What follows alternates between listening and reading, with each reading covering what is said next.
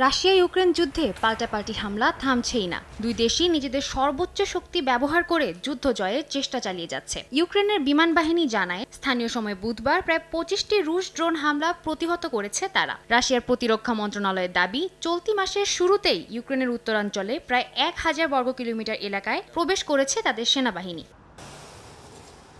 এদিকে ইউক্রেনের সীমান্তের কাছে বেলগোরদ অঞ্চলে রাশিয়ার একটি মালবাহী ট্রেন লাইনচ্যুত হয়েছে বলে জানায় দেশটির জাতীয় রেল অপারেটর। তবে এতে হতাহতের কোনো খবর পাওয়া যায়নি। অস্ত্র আনা নেওয়ার জন্য ব্যবহৃত এই রেল লাইনটিতে আগেও বেশ কয়েকবার নাশকতা চালানোর চেষ্টা চালানো হয়েছিল বলে জানায় কর্তৃপক্ষ।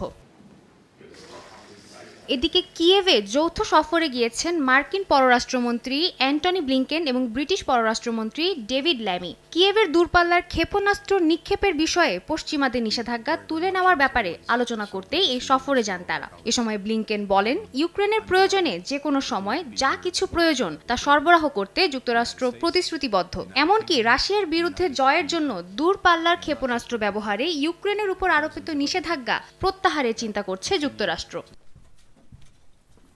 ইউক্রেন যুদ্ধে ইরানের বিরুদ্ধে রাশিয়াকে ক্ষেপণাস্ত্র সরবরাহের অভিযোগ এনেছে যুক্তরাষ্ট্র। এরই প্রেক্ষিতে ইরানের উপর আরও বেশ কয়েকটি নিষেধাজ্ঞা আরোপ করেছে যুক্তরাষ্ট্র, ব্রিটেন, জার্মানি ও ফ্রান্স। নিষেধাজ্ঞার আওতায় ইরানের সঙ্গে বিমান চলাচল চুক্তি বাতিলের ঘোষণা দিয়েছে ব্রিটেন, ফ্রান্স এবং জার্মানি। তবে এই অভিযোগকে নাকচ করে দিয়েছে ইরান। আরোপিত এই নিষেধাজ্ঞা ইরানের জনগণের বিরুদ্ধে পশ্চিমাদের বৈরী নীতি এবং অর্থনৈতিক সন্ত্রাসের বহিঃপ্রকাশ বলে দাবি করেন দেশটির পররাষ্ট্র মন্ত্রণালয়ের একজন মুখপাত্র। পশ্চিমাদের এই পদক্ষেপের যথাযথ উত্তর দেওয়া হবে বলেও জানান তিনি। সাদিয়া তাসনিম, সময় সংবাদ।